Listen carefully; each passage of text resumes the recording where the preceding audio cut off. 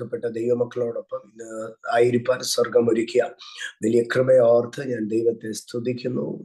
ഈ പ്ലാറ്റ്ഫോമിൽ കൂടിച്ചേർന്നിരിക്കുന്ന എല്ലാ ദൈവമക്കളെയും ഒത്തിരി സ്നേഹത്തോടും ആദരവോടും വന്ദനം ചെയ്യുന്നു. നിങ്ങളേവരും ക്രിസ്തുവിൽ അനുഗ്രഹീതരായിരിക്കട്ടെ, ധന്യരായിരിക്കട്ടെ എന്ന് ആത്മാർത്ഥമായി പ്രാർത്ഥിക്കുന്നു. അഭിഷിക്ത കർത്തൃദാസനും കുടുംബത്തെ ഓർത്ത് ദൈവത്തെ സ്തുതിക്കുന്നു. ആ ദേശത്തിന്റെ നടുവിൽ ദൈവം ചെയ്യിക്കുന്ന എല്ലാ മഹത്വമുള്ള പ്രവർത്തികളെ ഓർത്ത് ദൈവത്തെ വാഴ്ത്തുന്നു. ആയുസ്സും ആരോഗ്യവും ബലവും സകലവിധമായ റിസോഴ്സുകളും സ്വർഗ കലവറകളിൽ നിന്ന് ആത്മീയവും ഭൗമികവുമായി നൽകി അതിന് തക്കതായ സപ്പോർട്ടേഴ്സിനെ, ഡിവൈൻ ഹെൽപ്പേഴ്സിനെ ദൈവം നൽകി വലിയ കൃപ പകരുമാറാകട്ടെ എന്ന് പ്രാർത്ഥിക്കുന്നു. ഇന്ന് രാത്രി കാലം ചുരുങ്ങിയ സമയങ്ങൾ നാം ഒരുമിച്ച് ദൈവസന്നിധാനത്തിലായിരിക്കുമ്പോൾ നമ്മുടെ ധ്യാനത്തിനായി തിരുവെഴുത്തിലേക്ക് നിങ്ങളുടെ ശ്രദ്ധയെ ഞാൻ ക്ഷണിക്കുകയാണ്. ഇന്ന് രാത്രി കാലത്തെ ധ്യാനത്തിന് വേണ്ടി ഞാൻ കർത്തൃസന്നിധാനത്തിങ്കൽ പ്രാർത്ഥിക്കുമ്പോൾ പരിശുദ്ധാത്മാവ് എനിക്ക് നൽകിയ വേദഭാഗത്തിലേക്ക് തന്നെ ഞാൻ നിങ്ങളെ കൊണ്ടുപോവുകയാണ്. വിലാപങ്ങളുടെ പുസ്തകം 1-ാം അധ്യായം അതിന്റെ 11-ാം വാക്യമാണ് ഇന്ന് ദൈവസഭയുമായി ദൈവജനവുമായി പങ്കുവയ്പ്പാൻ പരിശുദ്ധാത്മാവിനെ പ്രചോദിപ്പിക്കുന്നത്. വിലാപങ്ങളുടെ പുസ്തകം 1-ാം അധ്യായം അതിന്റെ 11-ാം വാക്യത്തിന്റെ അവസാന ഭാഗം. ആ വാക്യം ഇങ്ങനെയാണ്: അവരുടെ സർവ്വജനവും നെടുവീർപ്പിട്ടുകൊണ്ട് ആഹാരം തിരയുന്നു, വിശപ്പടക്കുവാൻ ആഹാരത്തിന് വേണ്ടി അവർ തങ്ങളുടെ മനോഹര വസ്തുക്കളെ കൊടുത്തു കളയുന്നു. യഹോവേ, ഞാൻ നിന്ദിതയായിരിക്കുന്നത് കടാക്ഷിക്കണമേ. അതിന്റെ അവസാന ഭാഗം മാത്രമാണ് ഇന്ന് രാത്രികാലം ധ്യാനിപ്പാനായിരിക്കുന്നത്. കർത്താവേ, ഞാൻ നിന്ദിതയായിരിക്കുന്നത് കടാക്ഷിക്കണമേ. Consider my humiliation. എൻ്റെ നിന്ദയെ കടാക്ഷിക്കണമേ, എൻ്റെ അപമാനത്തെ കടാക്ഷിക്കണമേ. ഈ രാത്രി ദൈവജനത്തിന്റെ നടുവിൽ ആരോടോ വ്യക്തിപരമായി പരിശുദ്ധാത്മാവ് ഇടപെടുന്നത് കൊണ്ട് സ്തോത്രം. ഇന്ന് രാത്രി ഇതിനകത്തിരിക്കുന്ന അനേക കുടുംബങ്ങളെ സംബന്ധിച്ചിടത്തോളം, അനേക വ്യക്തികളെ സംബന്ധിച്ചിടത്തോളം നിന്ന കഴിഞ്ഞുപോയ ഒരു ചരിത്രമായിരിക്കാം. നിന്ന അറിഞ്ഞിട്ടില്ലാത്തവർ ഇതിനകത്തുണ്ടായിരിക്കാം. പക്ഷേ നിന്നയുടെ പരിഭ്രമത്തിനകത്ത് പ്രാർത്ഥിക്കുന്ന, ഞരങ്ങുന്ന ആരോടോ പരിശുദ്ധാത്മാവ് ഇടപെടുവാൻ ഈ പ്ലാറ്റ്ഫോമിനെയും എളിയവനെയും നിയോഗിക്കുന്നത് കൊണ്ട് ഞാൻ ദൈവത്തിന് സ്തോത്രം ചെയ്യുന്നു. അവിടെ ഇങ്ങനെയാണ് വാക്യം എഴുതിയിരിക്കുന്നത്: നിന്ദകളെ കടാക്ഷിക്കുന്ന ഒരു ദൈവം. ഇന്ന് രാത്രികാലം വിശ്വസിച്ചാട്ടെ, നിന്ദയെ കടാക്ഷിക്കുന്ന ദൈവം, the Lord who considers the humiliated one. ഇന്ന് രാത്രികാലം ദൈവം നിന്റെ നിന്ദയെ, നിന്റെ നിന്ദിത അവസ്ഥയെ കടാക്ഷിക്കും. സങ്കീർത്തനക്കാരൻ പറയുകയാണ്, നമ്മുടെ താഴ്ചയിൽ നമ്മളെ ഓർക്കുന്ന ഒരു ദൈവമുണ്ട്. താഴ്ചയിൽ ഓർക്കുകയും നിന്ദയിൽ കടാക്ഷിക്കുകയും ചെയ്യുന്ന ദൈവം. ഇന്ന് രാത്രികാലം നിന്ദയുടെ 7 തലങ്ങളിൽ കൂടെ സഞ്ചരിപ്പാൻ ആഗ്രഹിക്കുകയാണ്. ഇതിലേതളവിലാണോ നീ നിന്ദിക്കപ്പെട്ടിരിക്കുന്നത്, അതിനകത്ത് ദൈവത്തിന്റെ ഒരു കടാക്ഷത്തിന്റെ കരം 2024 മധ്യപകുതിയിൽ ദൈവവചനത്തിൽ നിന്ന് ഞാൻ ശുശ്രൂഷിക്കുമ്പോൾ പരിശുദ്ധാത്മാവ് അത് നിന്റെ മേൽ ചെയ്തു തരുമെന്ന് ഉറപ്പായി ഞാൻ വിശ്വാസത്തോടെ ദൈവസന്നിധാനത്തിങ്കൽ പറയുന്നു. ഒരു മനുഷ്യൻ നിന്ദിക്കപ്പെടുന്ന 7 തലങ്ങളുണ്ട്. അതിലധികമായിട്ടുണ്ടായിരിക്കാം. ഇന്ന് 7 തലങ്ങളെ ഞാൻ നിങ്ങളോട് പറയുകയാണ്.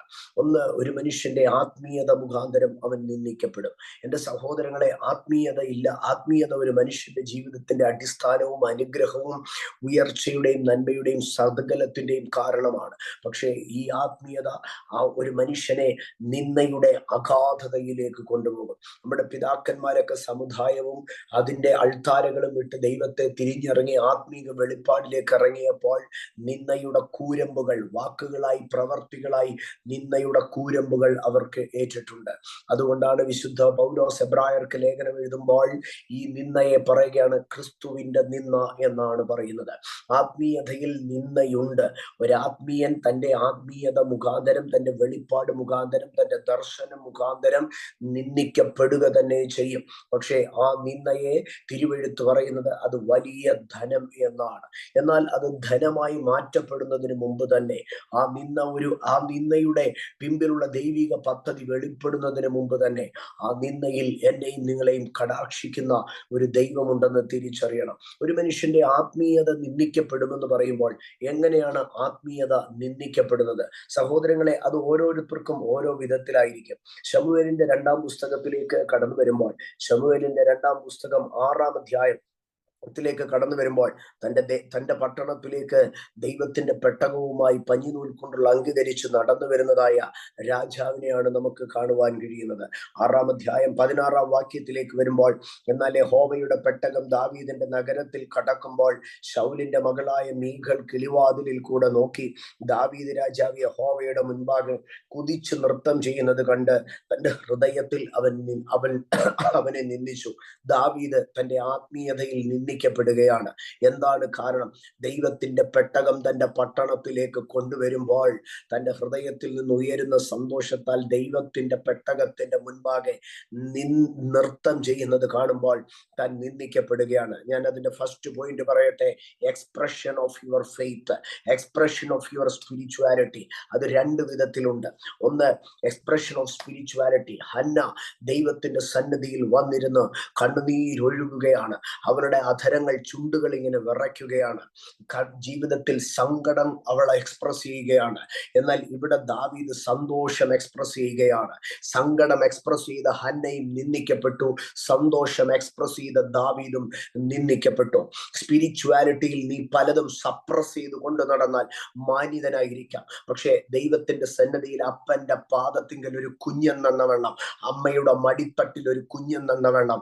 നീ ദൈവത്തിന്റെ സാന്നിധ്യത്തിൽ നിന്റെ സങ്കടവും സന്തോഷവും ഒക്കെ എക്സ്പ്രസ് ചെയ്യുന്ന വേളകളിൽ പലപ്പോഴും നീ നിന്ദിക്കപ്പെട്ടിട്ടുണ്ടായിരിക്കാം. നിന്റെ കയ്യടി, നിന്റെ ആരാധന, നിന്റെ കരച്ചില്, നിന്റെ ഉപവാസത്തിൽ നീ കാണിക്കുന്ന ഇതൊക്കെ മനുഷ്യന് വികൃതിയും ഓരോരോ അലങ്കോലവുമായി തോന്നിയേക്കാം. എന്നാൽ ഇന്ന് ഈ രാത്രികാലം ദൈവത്തിന്റെ പൈതലെ, നിന്റെ ആത്മീയതയുടെ ചേഷ്ടകളിൽ, നിന്റെ ആത്മീയതയുടെ പ്രകടനങ്ങളിൽ നീ നിന്ദിക്കപ്പെടുമ്പോൾ അത് ഹന്നായുടെ കണ്ണുനീരിൽ നിന്ന് ഏറ്റതാണെങ്കിലും ദാവീദിന്റെ നൃത്തത്തിൽ നിന്ന് ഏറ്റതാണെങ്കിലും ഇന്ന് രാത്രി തിരിച്ചറിഞ്ഞാട്ട് നിന്ദകളെ കടാക്ഷിക്കുന്ന ഒരു ദൈവമുണ്ട്. ഇന്ന് രാത്രി ആവർത്തിച്ചു പറഞ്ഞാട്ട് നിന്ദകളെ കടാക്ഷിക്കുന്ന ഒരു ദൈവമുണ്ട്. നീ ആരാധിച്ച് നിന്ദിക്കപ്പെട്ടവനാണോ? നീ അന്യഭാഷ പറഞ്ഞ് നിന്ദിക്കപ്പെട്ടവനാണോ? നീ ഉപവാസത്തിൽ വാവിട്ട് നിലവിളിച്ച് നിന്ദിക്കപ്പെട്ടവനാണോ? നീ സാക്ഷി പറഞ്ഞപ്പോൾ കരഞ്ഞ് നിന്ദിക്കപ്പെട്ടവനാണോ? എവിടെ നീ നിന്ദിക്കപ്പെട്ടെങ്കിലും മനുഷ്യൻ നിന്നെ പരിഹസിച്ച ആ സമയം സ്വർഗം നിന്നെ കടാക്ഷിക്കുന്ന സമയമായിരുന്നുവെന്ന് ഇന്ന് പകൽ വിശ്വസിക്കുന്ന ദൈവജനം ദൈവത്തിന് സ്തോത്രം പറഞ്ഞാട്ട്. ഒന്ന്, ആത്മീയതയുടെ എക്സ്പ്രഷനുകൾ നിന്നുകൊണ്ടുവരും. രണ്ടാമതായി ലൂക്കോസിന്റെ സുവിശേഷം 6-ാം അധ്യായം അതിന്റെ 22-ാം വാക്യത്തിലേക്ക് വരുമ്പോൾ, ലൂക്കോസിന്റെ സുവിശേഷം 6-ാം അധ്യായം 22-ാം വാക്യം ഇങ്ങനെയാണ് പറയുന്നത്: മനുഷ്യപുത്രൻ നിമിത്തം മനുഷ്യർ നിങ്ങളെ ദേശിച്ച് ഭ്രഷ്ടരാക്കി നിന്ദിച്ച് നിങ്ങളുടെ പേർ വിടക്ക് എന്ന് തള്ളുമ്പോൾ നിങ്ങൾ ഭാഗ്യവാന്മാർ. അവിടെ ഓരോ സ്റ്റെപ്പായിട്ട് പറയുകയാണ്. മനുഷ്യപുത്രൻ നിമിത്തം, കർത്താവായ യേശുവിനെ നീ അക്സെപ്റ്റ് ചെയ്തത് നിമിത്തം, കർത്താവ് യേശുവിന്റെ നാമം നീ സ്വീകരിച്ചത് നിമിത്തം, അത് മുഖാന്തരം നിന്നോട് ദ്വേഷം എന്ന് പറയുന്നത് അകമേ ഉള്ളതാണ്. രണ്ട്, ഭ്രഷ്ടരാക്കുക. നിന്നെ ഒരു സോളിറ്റ്യൂഡിലേക്ക്, നിന്നെ ഒറ്റപ്പെടുത്തുക. പക്ഷെ ഒറ്റപ്പെടുത്തിയിട്ട് നിന്നെ തകർക്കാൻ കഴിഞ്ഞില്ലെന്നറിഞ്ഞിട്ട്, അകത്ത പക കൊണ്ട് നിന്നെ തകർക്കാൻ കഴിഞ്ഞില്ല, പുറമേ നിന്നെ ഒറ്റപ്പെടുത്തിയിട്ടും നിന്നെ തകർക്കാൻ കഴിഞ്ഞില്ല. അത് ആമേൻ. നിന്നെ ദ്വേഷിച്ച് ഭ്രഷ്ടരാക്കി അടുത്ത മൂന്നാമത്തെ തലത്തിൽ നിന്നെ നിന്ദിച്ചു എന്നാണ് പറയുന്നത്. എന്നാൽ അവിടെയും തീരത്തില്ല ദൈവപൈതലേ. നാലാമത് നിന്നെ നിന്ദിക്കുക മാത്രമല്ല, നാലാമത് നിന്റെ പേരിനെ വിടക്കാക്കി ഇല്ലാത്തതിനെ പറഞ്ഞു വരത്തി നിന്നെ പരിഹാസത്തിന്റെ ചുഴിയിലേക്ക് തള്ളുമ്പോൾ, എന്നാൽ ഇന്ന് രാത്രി ഞാൻ ആത്മാവിൽ വിളിച്ചു പറയട്ടെ, നീ ഒരു ദൈവ പൈതലായത് മുഖാന്തരം, നീ ഒരു ക്രിസ്ത്യാനിയായത് മുഖാന്തരം, നീ ഒരു പെന്തക്കോസുകാരനായത് മുഖാന്തരം, നീ ദൈവത്തിന് വേണ്ടി വില കൊടുത്ത് നിൽക്കുന്നത് മുഖാന്തരം, നിന്റെ വേർപാട് മുഖാന്തരം, നിന്റെ വിശ്വാസം മുഖാന്തരം, നിന്റെ വിശുദ്ധിക്ക് വേണ്ടിയുള്ള വാഞ്ച മുഖാന്തരം, ക്രിസ്തു നിമിത്തം, മനുഷ്യപുത്രൻ നിമിത്തം നീ നിന്ദിക്കപ്പെട്ടിട്ടുണ്ടെങ്കിൽ അതിന്റെ അടുത്ത ഭാഗത്ത് നീ ഭാഗ്യവാൻ എന്ന് പറയുന്ന കർത്താവ് ഇന്ന് രാത്രി നിന്നോട് പറയുന്നു, നിന്റെ നിന്ദകളെ കടാക്ഷിക്കുന്ന ഒരു ദൈവം നിനക്കുണ്ട്. എവിടെയൊക്കെ നീ ഒറ്റപ്പെട്ട് നിന്ദിക്കപ്പെട്ടിട്ടുണ്ടെങ്കിലും ഇന്ന് രാത്രി ആത്മാവിൽ വിളിച്ചു പറ, എന്റെ നിന്ദകളെ കടാക്ഷിക്കുന്ന ഒരു ദൈവമുണ്ട്. സ്തോത്രം. എന്നാൽ അവിടം കൊണ്ടും അവസാനിക്കുന്നില്ല. കണ്ടോ, ഒരു മനുഷ്യന്റെ ആത്മീയ പ്രകടനങ്ങൾ. രണ്ട്, അവൻ കർത്താവിന് വേണ്ടി ഒറ്റയ്ക്ക് നിൽക്കുമ്പോൾ നിന്ദിക്കപ്പെടുന്നു. തീർന്നില്ല. വീണ്ടും അതിന്റെ അടുത്ത ഭാഗത്തിലേക്ക് കടന്നു വരുമ്പോൾ അപ്പോസ്തല പ്രവർത്തികളുടെ പുസ്തകം 2-ാം അധ്യായം അതിന്റെ 13-ാം വാക്യത്തിലേക്ക് വരുമ്പോൾ അവിടെ വീണ്ടും നിന്ദിക്കപ്പെടുകയാണ്. എന്താണ് നിന്ദിക്കപ്പെടുന്നത്? 2:13 അവർ ആത്മാവിൽ നിറഞ്ഞ അന്യഭാഷകളിൽ സംസാരിക്കുമ്പോൾ അവിടെ പറയുകയാണ്, ഇവർ പുതുവീഞ്ഞു കുടിച്ചിരിക്കുന്നു എന്ന് മറ്റു ചിലർ പരിഹസിച്ചു പറഞ്ഞു. എന്താണ് ഇവിടെ സംഭവിക്കുന്നത്? Manifestations of Holy Spirit. ഞാൻ ആരംഭത്തിൽ പറഞ്ഞത് എക്സ്പ്രഷൻ ഓഫ് ഇമോഷണൽ സ്പിരിച്വാലിറ്റി. കരച്ചില്, സന്തോഷം, അതൊക്കെ ഒരു ഇമോഷണൽ എക്സ്പ്രഷൻ ആണ്. എന്നാൽ അപ്പോസ്തല പ്രവൃത്തി 2-ലേക്ക് വരുമ്പോൾ അതൊരു ഇമോഷണൽ എക്സ്പ്രഷൻ അല്ല, മാനിഫെസ്റ്റേഷൻ ഓഫ് ഹോളി സ്പിരിറ്റ്. ഇന്ന് രാത്രി ദൈവത്തിന്റെ പൈതലെ, പരിശുദ്ധാത്മാവ് ഒരു ആത്മീയനിൽ കൂടെ പ്രദർശിപ്പിക്കപ്പെടും. അത് വിവിധങ്ങളായ കൃപാവരങ്ങളിൽ കൂടെ പ്രദർശിപ്പിക്കപ്പെടും. അത് ചിലപ്പോൾ അന്യഭാഷകളായിരിക്കും, അത് ചിലപ്പോൾ പ്രവചനങ്ങളായിരിക്കും, അത് ചിലപ്പോൾ വിവേചനങ്ങളായിരിക്കും, അത് ചിലപ്പോൾ വ്യാഖ്യാനങ്ങളായിരിക്കും, അത് ചിലപ്പോൾ ജ്ഞാനത്തിന്റെയോ പരിജ്ഞാനത്തിന്റെയോ വരമായിരിക്കും, അത് ചിലപ്പോൾ രോഗശാന്തികളായിരിക്കും. പക്ഷെ പരിശുദ്ധാത്മാവിന്റെ അളവറ്റ വലിപ്പത്തെ തിരിച്ചറിയുവാൻ കഴിയാതെ ദൈവത്തിന്റെ മാനിഫെസ്റ്റേഷനുകളെ, പരിശുദ്ധാത്മാവിന്റെ മാനിഫെസ്റ്റേഷനുകളെ അടുത്തറിയാൻ കഴിയാത്ത ഒരു മനുഷ്യൻ നിന്നെ പരിഹസിച്ചേക്കാം. ഇന്ന് രാത്രി നീ തിരിച്ചറിഞ്ഞാട്ട് പരിശുദ്ധാത്മാവിന്റെ അനന്തമായ ശക്തി, പരിശുദ്ധാത്മാവിന്റെ അളവറ്റ ശക്തി നിന്റെ ശരീരത്തിൽ പ്രവഹിക്കുമ്പോൾ, നിന്നിൽ കൂടെ കൃപകളും കൃപാവരങ്ങളും ജ്വലിക്കുമ്പോൾ നീ പരിഹാസപാത്രമായി തീർന്നാൽ നീ അധൈര്യപ്പെട്ടു പോകരുത്. നിന്റെ നിന്നയെ കടാക്ഷിക്കുന്ന ഒരു ദൈവമുണ്ട്. എന്റെ സഹോദരങ്ങളെ, പരിശുദ്ധാത്മാവിന്റെ ഫസ്റ്റ് മാനിഫെസ്റ്റേഷൻ ഉണ്ടായ പെന്തക്കോസ്ത് ദിനത്തിൽ ഉണ്ടായ ഒന്നാമത്തെ പ്രതികരണം പരിഹാസമായിരുന്നെങ്കിൽ ഇന്ന് രാത്രി നീ എന്തിന് ഭയപ്പെടണം? ഇന്ന് രാത്രി നീ എന്തിന് അധൈര്യപ്പെടണം? ഹോളി സ്പിരിറ്റ് മാനിഫെസ്റ്റേഷൻ ഉണ്ടായ ഒന്നാമത്തെ ദിവസം പെന്തക്കോസ്ത് ദിനത്തിൽ ഉണ്ടായത് പരിഹാസവും നിന്നയുമായിരുന്നെങ്കിൽ ഇന്നും വീണ്ടെടുക്കപ്പെട്ട ദൈവ പൈതലെ, അഭിഷക്ത സമൂഹമേ, in the manifestation of spirit there will be humiliations. നിന്റെ എതിരായ പരിഹാസികൾ എഴുന്നേറ്റ് ഇത് പുതുവീഞ്ഞു കുടിച്ചതാണെന്ന് പറഞ്ഞ് നിന്നെ ആട്ടിപ്പായിച്ചാലും പരിഹസിച്ചാലും നിന്റെ നിന്ദകളെ കടാക്ഷിക്കുന്ന ഒരു ദൈവമുണ്ട്. ഇന്ന് രാത്രി ദൈവത്തിന് സ്തോത്രം പറഞ്ഞാട്ട്, ഇന്ന് രാത്രി ദൈവത്തിന് നന്ദി പറഞ്ഞാട്ട് ഞാനൊന്ന് പറയട്ടെ സഹോദരങ്ങളെ, നീ എവിടെയെങ്കിലും കൃപകളാലും കൃപാവരങ്ങളാലും പരിശുദ്ധാത്മാവിന്റെ പ്രവർത്തനങ്ങളാൽ നീ നിന്ദിക്കപ്പെട്ടു പോയിട്ടുണ്ടെങ്കിൽ, കർത്താവെ എനിക്ക് കൃപ വേണ്ട, കർത്താവെ എനിക്ക് അന്യഭാഷ വേണ്ട, കുറച്ചുകൂടെ സ്റ്റാൻഡേർഡ് ആയിട്ടുള്ള ഒരു ക്രിസ്ത്യൻ ലൈഫ് മതി, കർത്താവെ കുറച്ചുകൂടെ ബ്യൂട്ടിഫുൾ ആയിട്ടുള്ള ഒരു ടങ്സ് മതി, നീ പറയരുത്, നീ പറയരുത്, നീ പറയരുത്. പരിശുദ്ധാത്മാവ് നിന്നെ ഒരു ഭോഷനെ പോലെ നാട്ടുകാരുടെ മുമ്പിൽ നിർത്തിയാലും, ദൈവത്തിന്റെ കൃപാവരങ്ങൾ നിന്നെ മനുഷ്യന്റെ മുമ്പിൽ ഒരു ഭ്രാന്തനാക്കി തീർത്താലും നീ വിടരുത്. നീ പരിശുദ്ധാത്മാവിനെ മുറുകെ പിടിക്കുക, പരിശുദ്ധാത്മാവിനെ സ്നേഹിക്കുക. പരിശുദ്ധാത്മാവിന് വേണ്ടി, ആ പരിശുദ്ധാത്മാവിന്റെ പ്രവർത്തനത്തിന് വേണ്ടി ഞാനൊരു ഭ്രാന്തനാകാം, ഞാനൊരു പൊട്ടനാകാം, ഞാനൊരു ഭോഷനാകാം, ഞാനൊരു നിന്ദിതനാകാം. പരിഹാസികൾ എന്നെ പരിഹസിക്കട്ടെ, പക്ഷേ എന്നിൽ വ്യാപരിക്കുന്ന പരിശുദ്ധാത്മാവിന്റെ for the manifestation of the power of Holy Ghost, ഞാൻ വില കൊടുക്കാൻ ഒരുക്കമാണ്, ഞാൻ വില കൊടുക്കാൻ ഒരുക്കമാണ്. ചർച്ച്, ദൈവത്തിന്റെ സഭയെ നമുക്ക് വില കൊടുക്കാം. പരിശുദ്ധാത്മാവിന്റെ പകർച്ചകളും മാനിഫെസ്റ്റേഷനുകളും നടക്കുമ്പോൾ അപമാനത്തിന്റെ, പരിഹാസത്തിന്റെ കൊടുവാളുകൾ നമുക്കെതിരെ ഉയർന്നാലും വിളിച്ചു പറയാം, ഈ പരിഹാസങ്ങളിൽ, ഈ നിന്ദകളിൽ എന്നെ കടാക്ഷിക്കുന്ന ഒരു ദൈവമുണ്ട്. ഹല്ലേലൂയ, ഹല്ലേലൂയ, ഹല്ലേലൂയ, സ്തോത്രം. അപ്പോസ്തല പ്രവർത്തികളുടെ പുസ്തകം 2-ാം അധ്യായത്തിൽ മാനിഫെസ്റ്റേഷൻ ഓഫ് സ്പിരിറ്റിലാണ് പരിഹസിക്കപ്പെടുന്നത്. ഞാൻ ഒരിക്കൽ കൂടെ പറയട്ടെ, ശ്രദ്ധിക്കുവാൻ വേണ്ടി. അപ്പോസ്തല പ്രവർത്തികൾ ആരംഭിക്കുമ്പോൾ 2-ാം അധ്യായത്തിൽ മാനിഫെസ്റ്റേഷൻ ഓഫ് ഹോളി സ്പിരിറ്റിലാണ് പരിഹസിക്കപ്പെടുന്നത്. എന്നാൽ അപ്പോസ്തല പ്രവർത്തികളുടെ പുസ്തകം മുമ്പോട്ട് പോകുമ്പോൾ അതിന്റെ 17-ാം അധ്യായത്തിലേക്ക് വരുമ്പോൾ അടുത്ത പരിഹാസത്തെ നമുക്ക് കാണുവാൻ കഴിയും. എന്താണ് അപ്പോസ്തല പ്രവർത്തികളുടെ പുസ്തകം 17, ആക്ട്സ് ചാപ്റ്റർ 17 വേഴ്സ് 32. അവിടെ ഇങ്ങനെയാണ് പറയുന്നത്, മരിച്ചവരുടെ പുനരുദ്ധാനത്തെ കുറിച്ച് കേട്ടിട്ട് ചിലർ പരിഹസിച്ചു. And when they heard of the resurrection of the dead, some mocked. അവിടെ എന്തുകൊണ്ടാണ് മോക്ക് ചെയ്യപ്പെട്ടതെന്നറിയാമോ?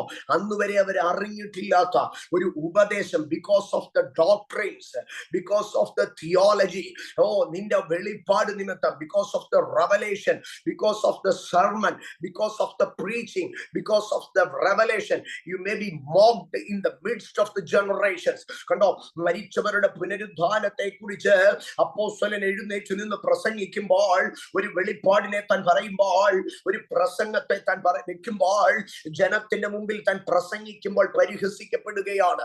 ഉപദേശം മുഖാന്തരം പരിഹസിക്കപ്പെടും. ഇന്ന് രാത്രി ദൈവത്തിന്റെ പൈതലേ, ഉപദേശം നിമിത്തം ദൈവത്തിന്റെ ദൈവിക വിശുദ്ധിയുടെ ഉപദേശം, വേർപാടിന്റെ ഉപദേശം, കൃപാവരങ്ങളുടെ ഉപദേശം, ദൈവശക്തിയുടെ ഉപദേശം നീ ധൈര്യത്തോടെ പ്രസംഗിക്കുമ്പോൾ മനുഷ്യൻ നിന്നെ പരിഹസിച്ചേക്കാം. ദൈവത്തിന്റെ ധനത്തിന്റെ ഉപദേശം, ദൈവിക കരുതലിന്റെ ഉപദേശം, ദൈവിക സമൃദ്ധിയുടെ ഉപദേശം എന്തുമായിക്കൊള്ളട്ടെ, ദൈവിക വിശുദ്ധിയുടേതായിരുന്നാലും, ദൈവിക നിത്യതയുടേതായിരുന്നാലും, ദൈവിക സമൃദ്ധിയുടേതായിരുന്നാലും, ദൈവിക രോഗശാന്തിയുടേതായിരുന്നാലും, ദൈവിക കരുതലിൻ്റെതായിരുന്നാലും, നീ പ്രസംഗിക്കുന്ന ദൈവിക ഉപദേശം മുഖാന്തരം നീ പരിഹസിക്കപ്പെട്ടിട്ടുണ്ടെങ്കിൽ അധൈര്യപ്പെടരുത്. യേശു കർത്താവിന്റെ ഉപദേശത്തെ പരിഹസിച്ചോ, അപ്പോസ്തലന്മാരുടെ ഉപദേശത്തെ പരിഹസിച്ചോ, എവിടെയൊക്കെ true doctrines, depth of the revelation വെളിപ്പെട്ടിട്ടുണ്ടോ, അവിടെയൊക്കെ മോക്കറി, അവിടെയൊക്കെ പരിഹാസം എഴുന്നേറ്റ് വന്നിട്ടുണ്ട്. എന്നാൽ ഇന്ന് രാത്രി ഞാൻ പറയുന്നു, നീ നിന്ദിക്കപ്പെടുമ്പോൾ നിന്നെ കടാക്ഷിക്കുന്ന ഒരു ദൈവമുണ്ട്. The first level of humiliation, mockery, അത് സ്പിരിച്വാലിറ്റിയിലാണ്. നിന്റെ ആരാധനയ്ക്കകത്ത് നീ കർത്താവിന് വേണ്ടി നിൽക്കുന്നത് കൊണ്ട്, പരിശുദ്ധാത്മാവിന്റെ പ്രകടനത്തിനകത്ത്, ഉപദേശത്തിന് വേണ്ടി, കണ്ടോ, സ്പിരിച്വാലിറ്റിയുടെ 4 വിധമായിട്ടുള്ള അപമാനങ്ങളാണ് പറഞ്ഞത്. അതിനി താഴേക്ക് വരുമ്പോൾ അതിന്റെ വ്യത്യസ്തമായ വേറെ ഒരു തലം പറയാം. സ്പിരിച്വാലിറ്റിയുടെ 4 അപമാനങ്ങൾ. ഒന്ന്, നിന്റെ expression of God, the expression of love, ദൈവസന്നിധിയിൽ നിന്റെ സ്നേഹത്തെയും സങ്കടത്തെയും നീ പ്രദർശിപ്പിക്കുമ്പോൾ. 2, സ്തോത്രം, നീ കർത്താവിന്റെ നാമത്തിന് വേണ്ടി നിൽക്കുമ്പോൾ. 3, പരിശുദ്ധാത്മാവിന്റെ കൃപാവരങ്ങൾ ജ്വലിപ്പിക്കുമ്പോൾ. 4, ഉപദേശത്തെ നീ വിളിച്ചു പറയുമ്പോൾ നീ നിന്ദിക്കപ്പെടും. എന്നാൽ നിന്നയെ കടാക്ഷിക്കുന്ന ഒരു ദൈവത്തെയാണ് യെരമ്യാവ് എനിക്കും നിങ്ങൾക്കും കാണിച്ചു തരുന്നത്. രണ്ടാമതായി, സ്തോത്രം, സ്പിരിച്വാലിറ്റിയുടെ ഹ്യൂമിലിയേഷൻ. രണ്ടാമതായി ശ്രദ്ധിക്കുമ്പോൾ, അടുത്ത ഭാഗത്തിലേക്ക് ഞാൻ നിങ്ങളെ കൊണ്ടുപോകാം. ശമൂവേലിന്റെ അടുത്തതായിട്ടുള്ള ഒരു നിന്ദയെ കുറിച്ച് പഠിക്കാം. ശമൂവേലിന്റെ 1-ാം പുസ്തകം 17-ാം അധ്യായത്തിലേക്ക്, ശമൂവേലിന്റെ 2-ാം പുസ്തകം 17-ാം അധ്യായത്തിലേക്ക് കടന്നു വരുമ്പോൾ, 2 സാമുവേൽ ചാപ്റ്റർ 70, അവിടെ നമുക്ക് കാണുവാൻ കഴിയുന്നത് ഏലാ താഴ്വരയില് ഗോലിയാത്തും ഇസ്രായേലുമാണ്. നിങ്ങൾ ശ്രദ്ധിച്ചാൽ ഗോലിയാത്തിന്റെ കയ്യിൽ ഒരു കുന്തമുണ്ട്, വേലുണ്ട്, അമ്പുണ്ട്, അവന്റെ ചുറ്റുമുള്ള ആയുധങ്ങളെല്ലാം ഉണ്ട്. പക്ഷേ ഗോലിയാത്തും ഇസ്രായേലും തമ്മിലുള്ള ആ യുദ്ധത്തിനകത്ത് ഒറ്റ അമ്പും എയ്തിട്ടില്ല, ഒറ്റ വാളും ഉപയോഗിച്ചിട്ടില്ല, ഒറ്റ ഇരുമ്പായുധങ്ങൾ ഉപയോഗിച്ചില്ല. പകരം ഈ 40 ദിവസങ്ങളെ ഗോലിയാത്ത് ഇസ്രായേലിനെ ഉപദ്രവിച്ചത് മുഴുവൻ എങ്ങനെയാണെന്നറിയാമോ? 17-ാം അധ്യായം 25-ാം വാക്യം, 17-ാം അധ്യായം 26-ാം വാക്യം, 17-ാം അധ്യായം 36-ാം വാക്യം, 17-ാം അധ്യായം 42-ാം വാക്യം, 17-ാം അധ്യായം 45-ാം വാക്യം. എന്റെ സഹോദരങ്ങളെ, 17-ാം അധ്യായത്തിന്റെ 5 വാക്യങ്ങളിൽ 25, 26, 36, 42, 45 ഈ 5 വാക്യങ്ങളിൽ ആവർത്തിച്ച് ഗോലിയാത്തിന്റെ ഒരു ആയുധത്തെയാണ് പറയുന്നത്. എന്താണ് അതിലെ ഒറ്റ വാക്ക് മാത്രം ഞാൻ കേൾപ്പിക്കാം.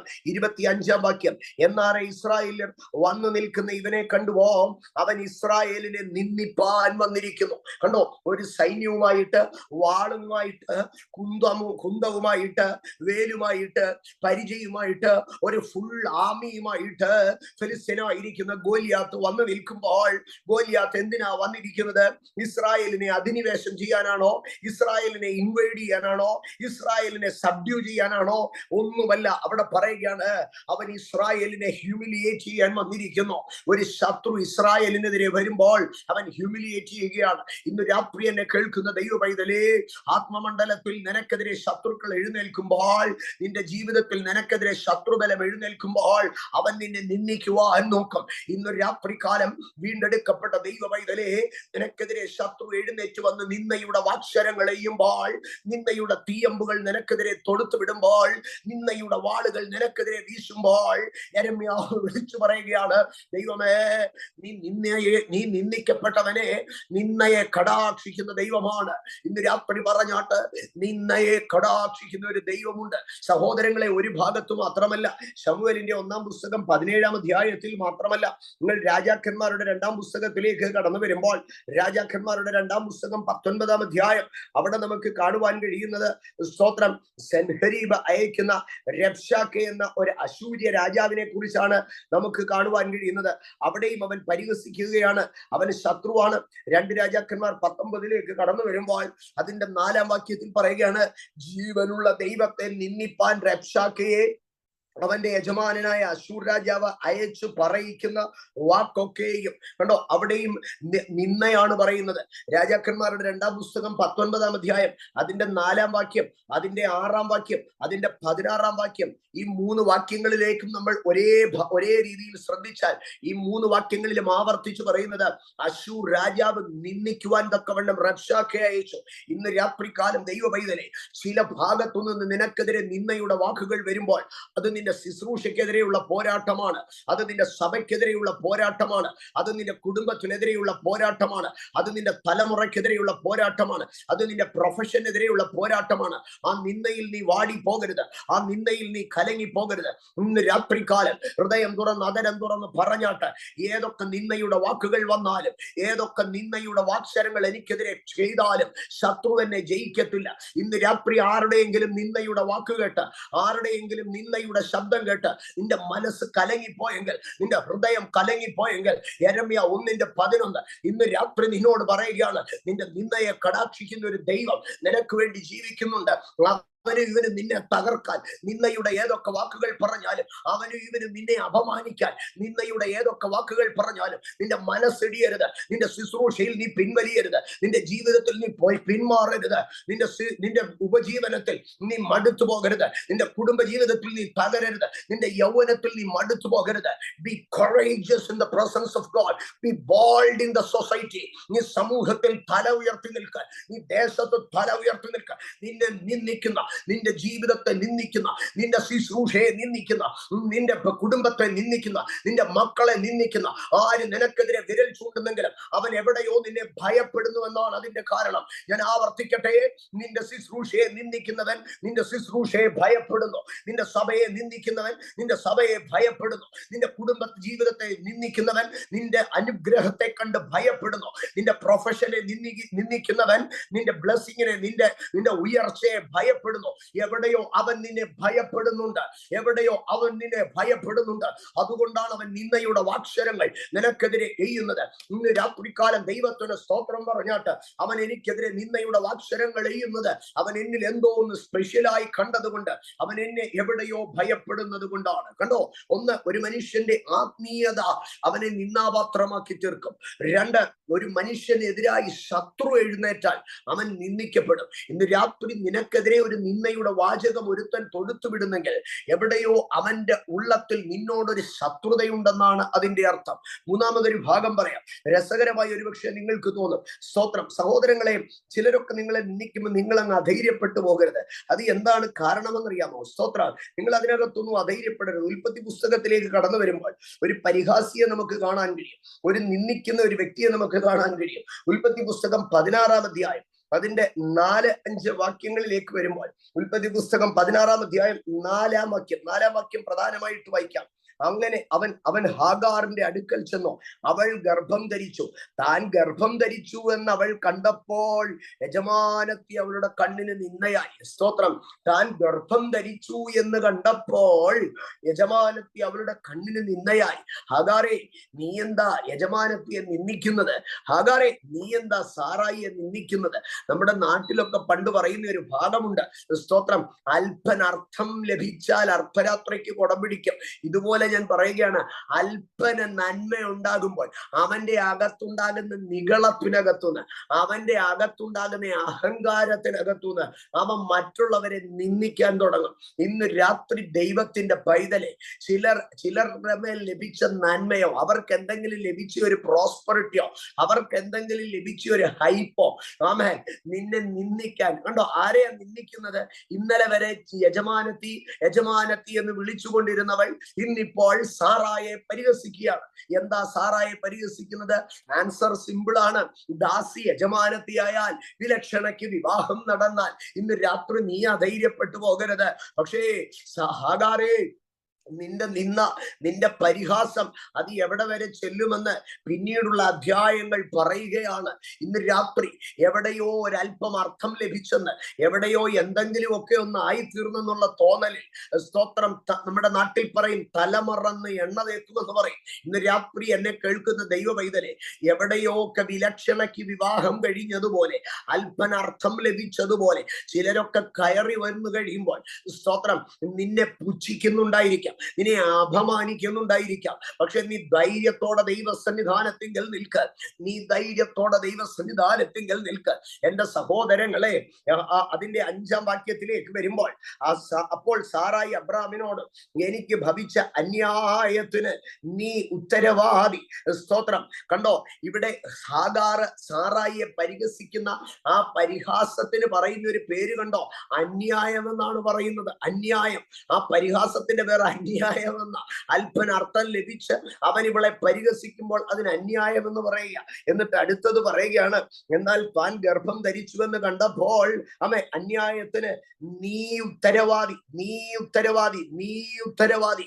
സ്തോത്രം. ഇന്ന് രാത്രി നിന്നെ അവൻ അല്പൻ നിന്നെ നിന്ദിക്കുമ്പോൾ നിനക്ക് വേണ്ടി ഒരു ഉത്തരവാദി ഉണ്ടെന്ന് തിരിച്ചറിഞ്ഞാട്ട്. അല്പൻ നിന്നെ നിന്ദിക്കുമ്പോൾ നിനക്ക് വേണ്ടി ഒരു ഉത്തരവാദിയുണ്ട്. തീർന്നില്ല. അതിന്റെ അടുത്ത ഭാഗത്ത് ഇങ്ങനെയാണ് പറയുന്നത്, എന്നാൽ ഞാൻ താൻ ഗർഭം ധരിച്ചുവെന്ന് അവൾ കണ്ടപ്പോൾ ഞാൻ അവളുടെ കണ്ണിന് നിന്ദിതയായി. കണ്ടോ, ഹാഗാർ ഇപ്പോൾ യജമാനത്തിയെ നിന്ദിക്കുകയാ. പക്ഷേ അതിന്റെ നടുവിലും സാറായി കലങ്ങി പോകുന്നില്ല. സാറായി അടുത്തതായിട്ടൊരു വാക്ക് പറഞ്ഞു. സാറായി അബ്രാമിന്റെ അടുക്ക പറഞ്ഞു, നീയാ ഉത്തരവാദി. പക്ഷേ ഉത്തരവാദി നീയാ, പക്ഷേ നീ ഉത്തരവാദിത്വം ഒന്നും എടുക്കണ്ട. ആ വാക്യം ഇങ്ങനെയാണ് അവസാനിപ്പിക്കുന്നത്, യഹോവ എനിക്കും നിനക്കും മധ്യേ ന്യായം വിധിക്കട്ടെ.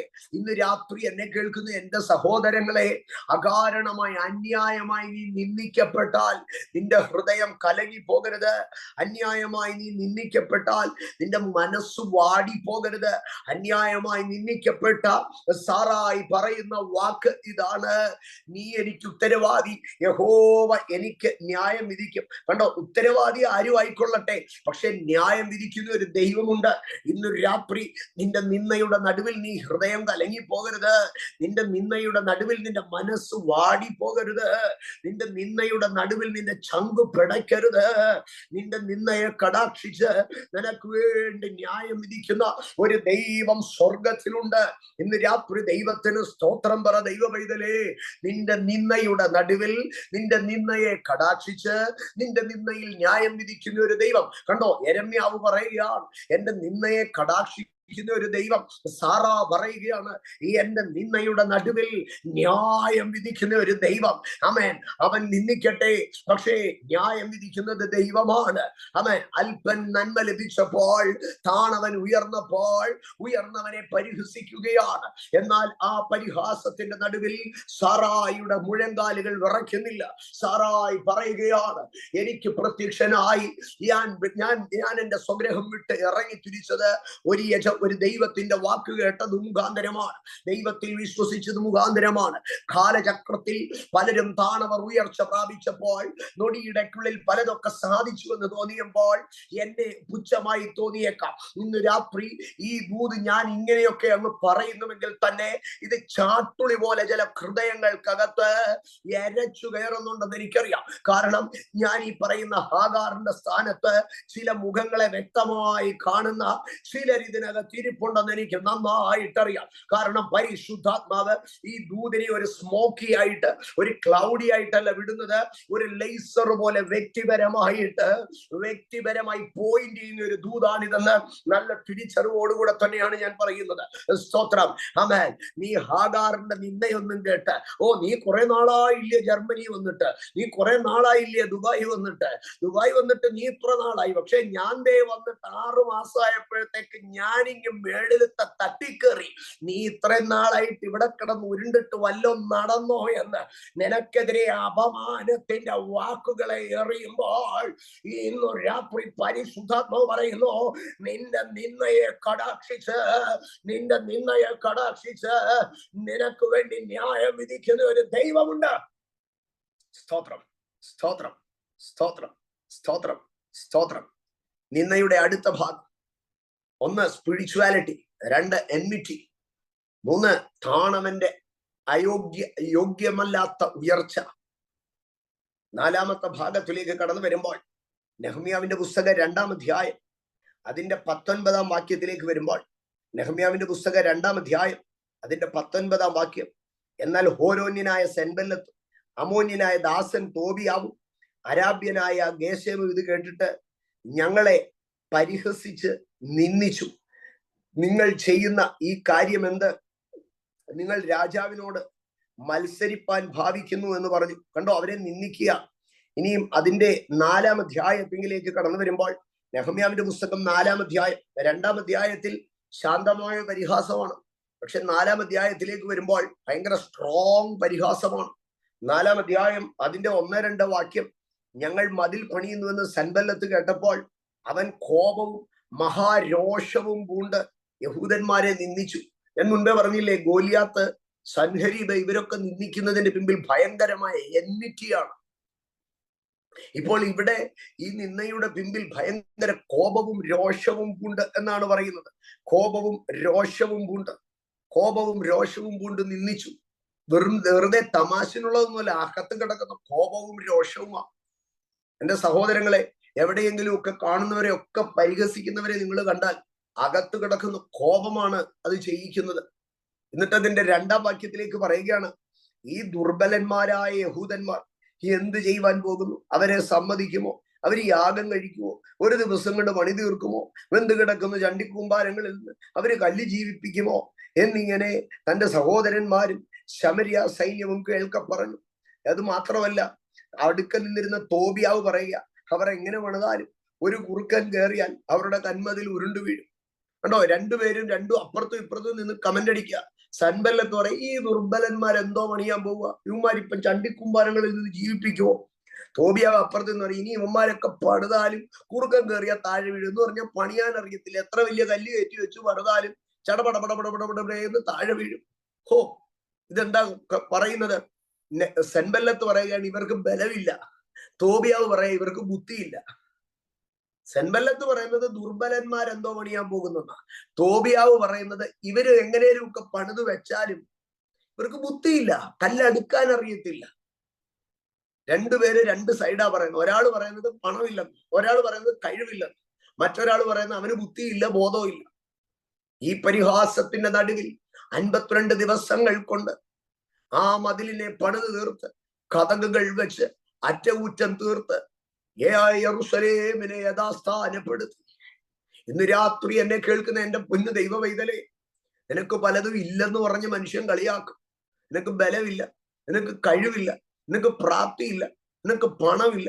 അതിനൊക്കെ ഓരോ ടെക്നിക്കാലിറ്റി ഉണ്ട്, അതിനൊക്കെ ഒരു സ്കില്ല് വേണം, അതിനൊക്കെ പ്രസംഗിക്കാൻ അറിയണം, അതിനൊക്കെ പാടാൻ കഴിവ് വേണം, അതിനൊക്കെ ശുശ്രൂഷിക്കാൻ ഒരു പ്രത്യേക ഇത് വേണം, സഭ നടത്തണമെങ്കിൽ അതിനുവേണ്ടി ഒരു ഇത് വേണം, എല്ലാറ്റിനും ഒരു ഇത് വേണം. അല്ലാതെ ഇവനൊക്കെ എന്തോ ഉണ്ട്, ഇവന്റെയൊക്കെ കുടുംബത്തിൽ എത്ര പാസ്റ്റർമാരുണ്ട്? ഞങ്ങളുടെ കുടുംബത്തിൽ 64 പാസ്റ്റർമാരുണ്ട്. ഇവന്റെ കുടുംബത്തിൽ ഇത് വല്ലതും ഉണ്ടോ? ഇവൻ എവിടുത്തെ സഭാപരിചയമുള്ളത്? ഇവൻ എന്തോ അറിവാ ഉള്ളത്? ഇവൻ എങ്ങനെ നടത്തുമെന്നാ പറയുന്നത്? കഴിവില്ലെന്ന് പറയുന്ന സെൻബല്ലത്തും ബോധമില്ലെന്ന് പറയുന്ന തോബിയാവും രണ്ടുപേരും കൂടെ നിന്ന് യഹൂദനെ പരിഹസിക്കുക. അകത്ത് കിടക്കുന്ന കോപവും രോഷവും ഒക്കെ നിന്നയുടെ വാചകങ്ങളായിട്ട് പുറത്തു വരികയാണ്. പക്ഷെ നീ അധൈര്യപ്പെട്ടു പോകരുത്. സെൻബല്ലത്ത് പരിഹസിച്ചാലും തോബിയാവ് പരിഹസിച്ചാലും 52 ദിവസങ്ങൾ കൊണ്ട് ദൈവം പണി തീർക്കും.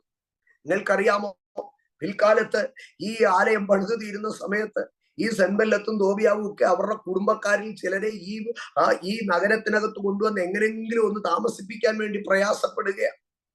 നിനക്കെതിരെ പരിഹാസ വാക്കുകൾ ചൊരിയുന്നവർ നാളെ നിന്റെ ഇൻഫ്രാസ്ട്രക്ചറിനകത്ത്, നാളെ നിന്റെ സെറ്റിൽമെന്റിനകത്ത് ഒരവസരത്തിന് കാത്തു നിൽക്കുമെന്ന് ഇന്ന് രാത്രി വിശ്വസിക്കാൻ കഴിയുമോ ദൈവ പൈതലേ?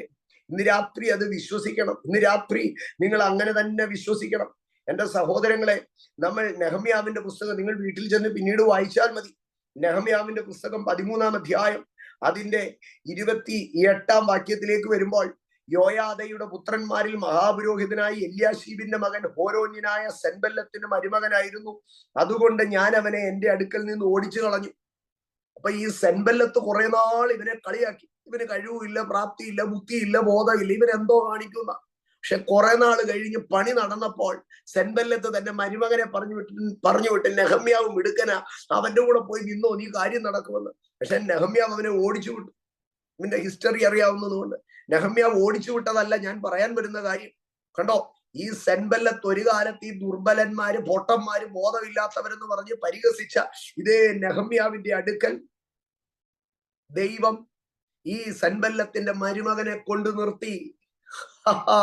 ഇന്ന് രാത്രി വിശ്വസിക്ക്, ഇന്ന് രാത്രി വിശ്വസിക്ക്. നിന്നെ പരിഹസിച്ചവന്റെ തലമുറ നിന്റെ കാൽക്കൽ വരും. ശൗല് പരിഹസിച്ചു ദാവീദിനെ. പക്ഷേ ശൗലിന്റെ കൊച്ചുമകൻ മെഫീബോശേത്ത് ലോ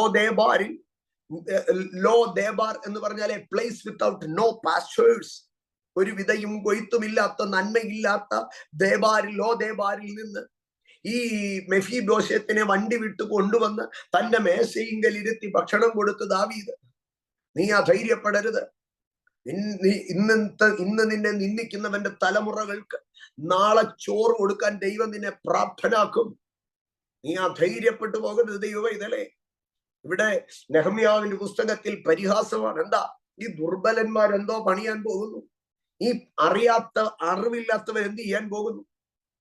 എന്റെ സഹോദരങ്ങളെ, നമ്മുടെ അറിവില്ലായ്മ, നമ്മുടെ കഴിവില്ലായ്മ, നമ്മുടെ പണമില്ലായ്മ, നമ്മുടെ സാമ്പത്തിക അരക്ഷിതത്വം, നമ്മുടെ ബന്ധങ്ങളില്ലായ്മ, നമ്മുടെ പാരമ്പര്യമില്ലായ്മ, ഇതൊക്കെ ചൂണ്ടിക്കാട്ടി മനുഷ്യൻ നമ്മളെ വലിച്ചു കീറുമ്പോൾ യെരമ്യാവ് പറയുകയാണ്, ദൈവമേ എന്റെ നിന്നയെ കടാക്ഷിക്കണമേ, എന്റെ നിന്നയെ കടാക്ഷിക്കണമേ.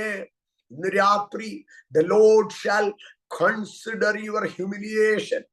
The Lord shall consider your humiliation. ഇന്ന് രാത്രി വിശ്വസിക്ക, ഇന്ന് രാത്രി വിശ്വസിക്ക. എന്റെ സഹോദരങ്ങളെ, ഞാൻ അടുത്ത ഒരു ഭാഗത്തിലേക്ക് പോകാം. രാജാക്കന്മാരുടെ 2-ാം പുസ്തകം. ഈ ഒരു ഭാഗം നിങ്ങൾ ഒത്തിരി ശ്രദ്ധിക്കണമേ. രാജാക്കന്മാരുടെ 2-ാം പുസ്തകം അതിന്റെ 2-ാം അധ്യായത്തിലേക്ക് കടന്നു വരുമ്പോൾ അവിടെ ഒരു അപമാനത്തെ നമുക്ക് കാണുവാൻ കഴിയും. രാജാക്കന്മാരുടെ 2-ാം പുസ്തകം 2-ാം അധ്യായം അതിന്റെ 23-ാം വാക്യത്തിലേക്ക് വരുമ്പോൾ അവിടെ എലീശ പ്രവാചകൻ പരിഹസിക്കപ്പെടുകയാണ്. എലീശ പ്രവാചകനെ പരിഹസിക്കുന്ന ഭാഗമാണ് നമുക്ക് അവിടെ കാണുവാൻ കഴിയുന്നത്. രാജാക്കന്മാരുടെ 2-ാം പുസ്തകം 2-ാം അധ്യായം അതിന്റെ 23-ാം വാക്യം. ഏലിയാവ് എടുത്തുകൊള്ളപ്പെട്ടതിന് ശേഷം first Kings chapter 2 verse 23, second Kings chapter 2 verse 23. പിന്നെ അവൻ അവിടെ നിന്ന് ബഥേലിലേക്ക് പോയി. അവൻ വഴിയിൽ നടക്കുമ്പോൾ, നിങ്ങളൊന്ന് ശ്രദ്ധിക്കണമേ, അവൻ വഴിയിൽ നടക്കുമ്പോൾ, and he was going up by the way, അവൻ ആ വഴിയിൽ തന്നെ നടക്കുമ്പോൾ, there came forth little children out of the city and mocked him and said unto him, go up thou Baal-herd, go up. മലയാളത്തിൽ എഴുതിയിരിക്കുന്നത് മുട്ടത്തലയ കയറി വായെന്ന. പക്ഷെ മലയാളത്തിൽ മാത്രമേ അങ്ങനെ ഒരു പിശക് പറ്റിയിട്ടുള്ളൂ. ബാക്കി എല്ലാ ഭാഷയിലും, ഇംഗ്ലീഷിന്റെ ഏത് വെർഷൻ എടുത്താലും പറയുന്നത് ഗോ അപ്പ്, ഗോ അപ്പ്. മുട്ടത്തലയ കയറി പോ എന്നാ പറയുന്നത്. അത് പരിഹസിച്ച് പറഞ്ഞെന്നാ പറയുന്നത്. എന്താണ് ഈ പരിഹാസം എന്നറിയാമോ? ഞാൻ ഈ പറയുന്ന ഒരു 3-4-5 മിനിറ്റ് ഒന്ന് ശ്രദ്ധിച്ച് കേൾക്കണമേ. എലീശായെ പരിഹസിക്കുകയാണ്, കേറിപ്പോ മുട്ടത്തലയ, കേറിപ്പോ മുട്ടത്തലയായ. ഇതെന്താണെന്ന് പറഞ്ഞു കഴിഞ്ഞാൽ, ഈ ചെറിയ ബാലന്മാർ, നമ്മൾ പലപ്പോഴും ചോദിക്കുന്നാലും എലീശ കണ്ണിച്ചോരയില്ലാതെ പ്രവർത്തിച്ചല്ലോ എന്ന്. അല്ല, അതിന്റെ പിമ്പിൽ ഒരു വലിയ ഫാക്ട് ഉണ്ട്. കയറിപ്പോ എന്ന് പറയുന്നത്, ഇത് എലീശ ഏലിയാവിന്റെ സ്വർഗാരോഹണം കഴിഞ്ഞിട്ട് മടങ്ങി വരുന്ന വരവാണ്. നമുക്കറിയാം, ഏലിയാവ് ചുഴലിക്കാറ്റിൽ സ്വർഗത്തിലേക്ക് എടുത്തുകൊള്ളപ്പെട്ടു. പക്ഷെ നിങ്ങളൊക്കെ അറിയാമല്ലോ, എലീശ അവിടെ നിന്ന് മടങ്ങി വരുമ്പോൾ ഏലിയാവിന്റെ ശിഷ്യന്മാരിൽ തന്നെ ഒരു കൂട്ടർ പറഞ്ഞു, ഞങ്ങളുടെ കൂടെ ബലശാലികളായ 50 പേരുണ്ട്, ഏലിയാവിനെ എവിടെയെങ്കിലും എറിഞ്ഞു കളഞ്ഞിട്ടുണ്ടാകുമോ എന്ന് നോക്കാമെന്ന്. അതവിടെ നിൽക്കട്ടെ, അത് നിങ്ങളുടെ മൈൻഡിൽ വെച്ചുകൊള്ളണം. ഏലിയാവ് സ്വർഗത്തിലേക്ക് കയറിപ്പോയതാണെന്ന് എലീശയ്ക്ക് മാത്രമേ അറിയത്തുള്ളൂ. പക്ഷെ നാട്ടുകാരെല്ലാം ഇപ്പൊ എന്താ പറയുന്നതെന്നറിയാവോ? ഒരുത്തൻ ഉണ്ടായിരുന്നു, ബാലിന്റെ പ്രവാചകന്മാരെയൊക്കെ ആക്ഷേപിച്ച് നടന്നവനാ, ബാല ദൈവം അല്ലെന്ന് പറഞ്ഞു നടന്നവനാ. പക്ഷെ കാറ്റടിച്ചു, മാടനടിച്ച് ഏലിയാവിനെ കൊണ്ടുപോയി. ഏലിയാവ് എലീശയുടെ യോർദാൻ കടന്ന് എങ്ങാണ്ട് പോയ വഴിക്ക് കാറ്റടിച്ചു ഏലിയാവിനെ എങ്ങാണ്ടോട്ട് എടുത്തോണ്ട് പോയി. വലിയ പ്രവാചകനാ, തീ ഇറക്കിയ ആളാ. ബാലിന്റെ 450 പ്രവാചകന്മാരെ കൊന്ന പുള്ളിയാ. ബാല് വെറുതെ വിട്ടില്ല. ബാല് വെറുതെ വിടാതെ ഇവനെ കാറ്റത്ത് അടിച്ചോണ്ടുപോയി. അതുകൊണ്ടാ തിരിച്ച് എലീശ വന്നപ്പോൾ ഈ ഏലിയാവിന്റെ ശിഷ്യന്മാർ പോലും അധൈര്യപ്പെട്ടു. അവര് പറയുക, ഞങ്ങളുടെ കൂടെയുള്ള ബലശാലികളെ വിട്ട് ഏലിയാവിനെ ഏതെങ്കിലും മലയിലോ താഴ്വാരത്തിലോ കൊണ്ടിട്ടിട്ടുണ്ടോ എന്ന് നോക്കാം. കാരണം ഏലിയാവ് സ്വർഗത്തിലേക്ക് കയറിപ്പോയതാണെന്ന് ആരും ചിന്തിക്കുന്നില്ല. എല്ലാരും പറയുന്നത് ബാല് കാറ്റടിപ്പിച്ച് ഏലിയാവിനെ കൊണ്ടുപോയെന്ന. ഇന്ന് രാത്രി ഞാൻ അതിനകത്തുനിന്ന് ഒരു കാര്യം പറയാം. എന്റെ സഹോദരങ്ങളെ, ദൈവം നിന്റെ മേൽ പർപ്പസ്ഫുള്ളായി ചെയ്യുന്ന ചില മാഗ്നിഫിക്കേഷൻ, ചില ഗ്ലോറിഫിക്കേഷൻ പ്രോസസ്സിനെ നോക്കിയിട്ട് മനുഷ്യൻ പറയും നിന്നെ മാടനടിച്ചതാണെന്ന്. മനുഷ്യൻ പറയും നിനക്ക് കിട്ടിയ പണിയാണെന്ന് പറയും. ഏലിയാവിനെ നോക്കി പട്ടണം മുഴുവൻ പറയാ, ഏലിയാവിനെ കാറ്റടിച്ചോണ്ട് പോയി, ഏലിയാവിനെ കാറ്റടിച്ചോണ്ട് പോയി, മാടനടിച്ചെന്നാ പറയുന്നത്.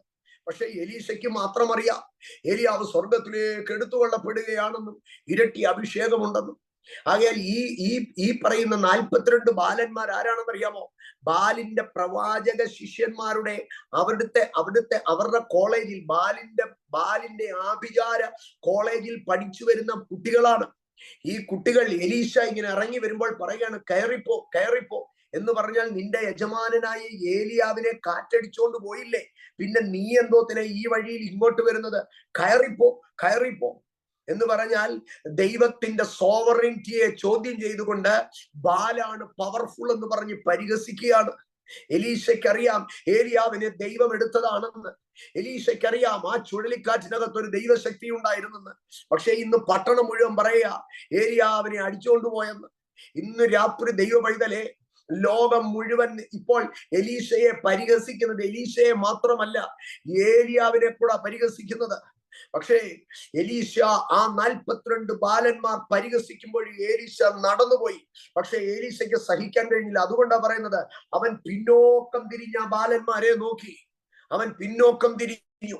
കണ്ടോ, എലീശ നടന്നു പോയിട്ടു ഇവര് പറയുകയാണ് കയറിപ്പോ, ഗോ അപ്പ് എന്ന് പറഞ്ഞാൽ ഞങ്ങളുടെ ദൈവം നിന്റെ യജമാനനെ കറക്കി മേപ്പോട്ട് കൊണ്ടുപോയില്ലേ, അതുപോലെ നീയും കയറിപ്പോ എന്നാ പറയുന്നത്.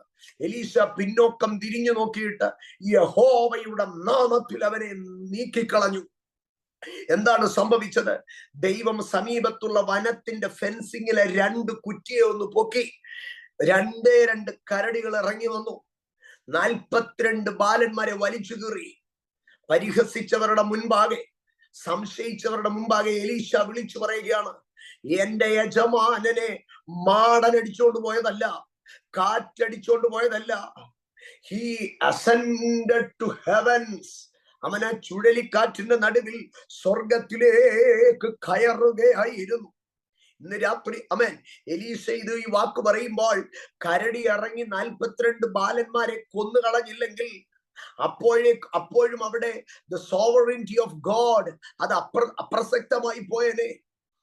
കർമ്മേലിൽ തീ ഇറങ്ങിയതും മഴ പെയ്തതും ഒക്കെ അപ്രസക്തമായി.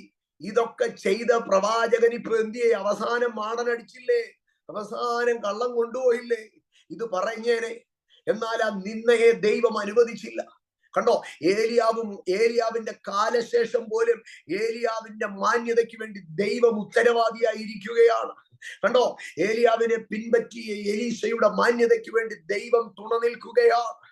ഓ റബശർഫാനിയ പ്രവാനിയ. ആമേൻ. ഈ 42 ബാലന്മാരുടെ പിമ്പിൽ എന്താണെന്നറിയാമോ?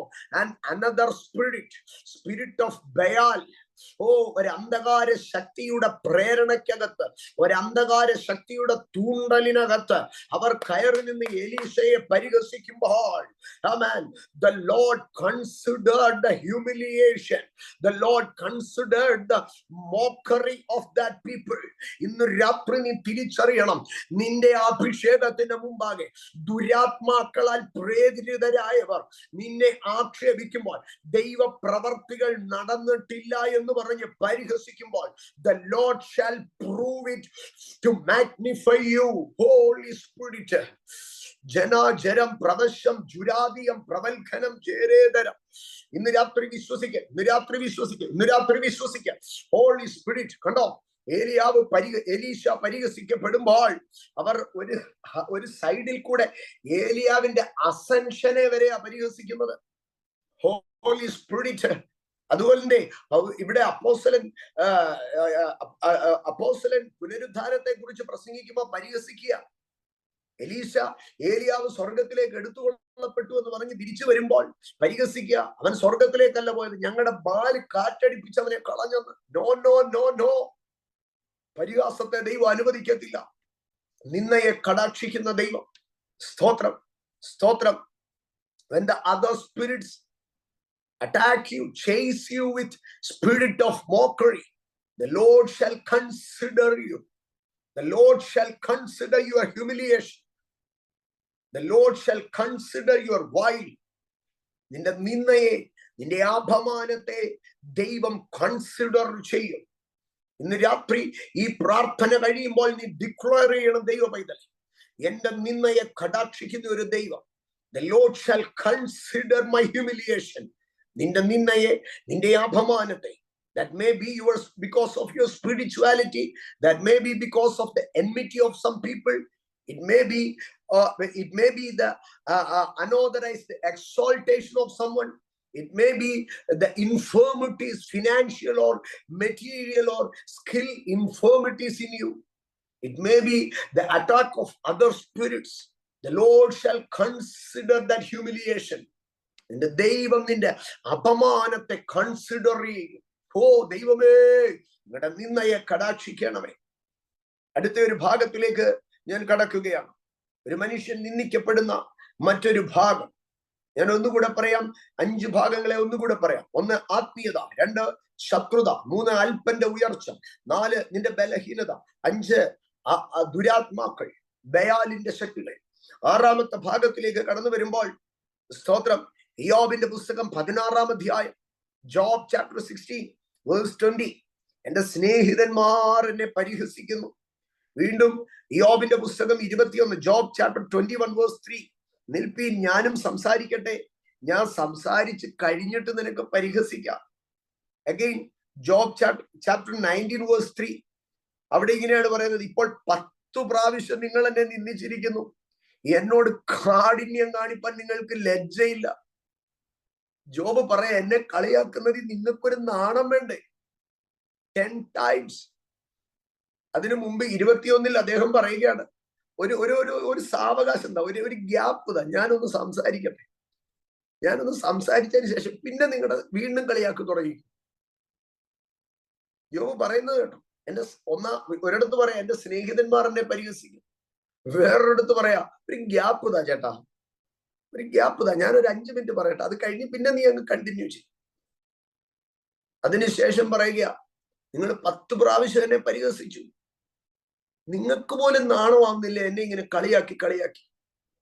യോബേ, എന്താ നീ ഇത്രയെ ആക്ഷേപിക്കപ്പെട്ടത്? എന്താ നീ ഇത്രയെ അപമാനിക്കപ്പെട്ടത്? യോബ് തിരിച്ചൊരു മറുപടി പറയും, എന്റെ ജീവിതത്തിലെ കഷ്ടതയുടെ നടുവിൽ ഞാൻ അപമാനിക്കപ്പെട്ടു. Oh dear child of God, you may be humiliated in the season of troubles, in the season of tribulations. സഹോദരങ്ങളെ, എല്ലാ മനുഷ്യന്റെ ജീവിതത്തിൽ ഒരു കഷ്ടത കടന്നു വരും. ദുർദിവസങ്ങൾ വരാത്ത ഒരു മനുഷ്യനില്ല. എല്ലാ മനുഷ്യന്റെ ജീവിതത്തിൽ ഒരു ദുർദിവസങ്ങൾ കടന്നു വരും. ദുർദിവസങ്ങൾ വരികയും നിനക്ക് വയ്യ എന്ന് പറയുകയും ചെയ്യും. ഭൂതലമെങ്ങുമുള്ള ഒരു പരീക്ഷാകാലം. നിങ്ങളെ പരീക്ഷിക്കേണ്ടതിന് സാത്താൻ നിങ്ങളിൽ ചിലരെ പരീക്ഷിക്കുവാൻ, തടവിലാക്കുവാൻ പോകുന്നു. 10 ദിവസം നിങ്ങൾക്ക് ഉപദ്രവം ഉണ്ടാകും. എല്ലാ ദൈവമക്കളുടെയും ജീവിതത്തിൽ ഒരു പരീക്ഷാകാലമുണ്ട്, ഒരു പ്രതിസന്ധിയുടെ കാലമുണ്ട്, ഒരൊറ്റപ്പെടലിന്റെ കാലമുണ്ട്, ഒരു സാമ്പത്തിക പരാജയത്തിന്റെ കാലമുണ്ട്. എല്ലാവരും തെറ്റിദ്ധരിക്കുന്ന ഒരു സീസൺ ഉണ്ട്, എല്ലാവരും കൈവിടുന്ന ഒരു സീസൺ ഉണ്ട്, എല്ലാവരും വിമർശിക്കുന്ന ഒരു സീസൺ ഉണ്ട്, എല്ലാവരും മുഖം മറയ്ക്കുന്ന ഒരു സീസൺ ഉണ്ട്. ദൈവമല്ലാതെ ആരുമില്ലെന്ന് നന്നായി തിരിച്ചറിയുന്ന ചില രാത്രികൾ വരും. സങ്കടം കൊണ്ടുറങ്ങാത്ത ഒരു രാത്രിയെങ്കിലും ഇല്ലാത്ത ഒരു ഭക്തനുമില്ല. ഏതൊരു ഭക്തന്റെ ജീവിതത്തിൽ ഒരു രാത്രിയെങ്കിലും അവൻ ഉറങ്ങാതിരുന്നേക്കാം. ഒരു നേരത്തെ ഭക്ഷണമെങ്കിലും അവന്റെ തൊണ്ടയ്ക്ക് നിറങ്ങാതിരുന്ന ദിവസങ്ങൾ ഉണ്ടായേക്കാം. ഒരു നണി, ഒരു തുള്ളി കണ്ണുനീരെങ്കിലും ചോറിനകത്ത് വീഴാത്ത ആയുസ് ഉണ്ടോ? എത്ര നല്ല ജീവിതമെന്ന് പുറമേ നോക്കിയാലും കണ്ണുനീരൊഴുകാത്ത കവിൾത്തടങ്ങൾ ഒരു ഭക്തന്റെ ജീവിതത്തിൽ ഉണ്ടോ? ഇല്ല സഹോദരങ്ങളെ, ഇത് കടന്നു വരും. പക്ഷെ ഈ യോബ് പറയുക, അതിന്റെ നടുവിൽ ഞാൻ പരിഹസിക്കപ്പെട്ടു, അതിന്റെ നടുവിൽ ഞാൻ ആക്ഷേപിക്കപ്പെട്ടു. 22-ാം സങ്കീർത്തനത്തിലേക്ക് കടന്നു വരുമ്പോൾ 22-ാം സങ്കീർത്തനം അതിന്റെ 6-ാം വാക്യത്തിൽ ഇങ്ങനെയാണ് പറയുന്നത്: ഞാനോ മനുഷ്യനല്ല, ഒരു കൃമി അത്രേ, മനുഷ്യരുടെ ധിക്കാരവും ജനത്താൽ നിന്ദിതനും തന്നെ. എന്നെ കാണുന്നവരൊക്കെയും എന്നെ പരിഹസിക്കുന്നു, അവർ അധരം മലർത്തി തല കുലുക്കുന്നു എന്ന് പറയുകയാണ്. ഇത് ദാവീദ് ദൈവത്താൽ കൈവിടപ്പെട്ടുവോ എന്ന് തോന്നുന്ന ഒരു സമയമാണ്. 22-ാം സങ്കീർത്തനം പ്രവചനാത്മാവിൽ കാൽവറിയൊക്കെയാണ് പറയുന്നത്. പക്ഷെ പ്രവചനാത്മാവിൽ മാത്രമല്ല, തന്റെ അനുഭവങ്ങളിൽ നിന്നാണ് ആ മനുഷ്യൻ അത് പറയുന്നത്. എന്റെ ദൈവമേ, എന്റെ ദൈവമേ, നീ എന്നെ കൈവിട്ടതെന്ത്? എന്റെ ഞരക്കം നീ കേൾക്കാത്തതെന്ത്? എന്റെ നിലവിളിക്ക് നീ എന്താ മറുപടി തരാത്തത്? ദൈവമേ, നീ അകന്നു നിൽക്കുകയാണോ? ഞരങ്ങുന്ന കരയുന്ന മനുഷ്യന്റെ വേദന. അതിന്റെ നടുവിൽ പറയുകയാണ്, കർത്താവേ, ഒരു മനുഷ്യൻ എന്നുള്ള പരിഗണനയില്ല, കൃമി പോലെ ഞാനായിപ്പോയി. മനുഷ്യന്റെ ധിക്കാരങ്ങൾക്കുപരിയായി ഞാൻ നിന്ന സഹിച്ചിരിക്കുന്നു. വേറൊരു ഭാഗത്ത് സങ്കീർത്തനക്കാരൻ പറയുകയാണ്, എന്നെ നിന്ദിച്ചതൊരു ശത്രുവല്ല, എന്റെ പാത്രത്തിൽ നിന്ന് അപ്പം തിന്ന ഞാൻ സഹോദര തുല്യം സ്നേഹിച്ചവനാണ്. വീണ്ടും നമുക്ക് കാണുവാൻ കഴിയുന്നത്, എന്റെ വീഴ്ചയെങ്കിൽ അവർ കൂടി കോമാളികളെ പോലെ അവർ പരിഹസിച്ചു. സഹോദരങ്ങളെ, നിന്റെ ജീവിതത്തിന്റെ താഴ്ചയിലും വീഴ്ചയിലും നിന്നെ നോക്കി കൊഞ്ഞനും കുത്തിച്ചിരിക്കുന്നവർ ഒത്തിരി പേര് കാണും. എല്ലാവരും നിന്നെ പരിഹസിച്ചേക്കാം. പക്ഷേ ഈ നമ്മുടെ കുറിവാക്യം വിലാപങ്ങളുടെ പുസ്തകം, യെരൂശലേം തകർക്കപ്പെടുമ്പോൾ, യെരൂശലേം പിടിക്കപ്പെടുമ്പോൾ എല്ലാവരും അവരെ പരിഹസിച്ചു.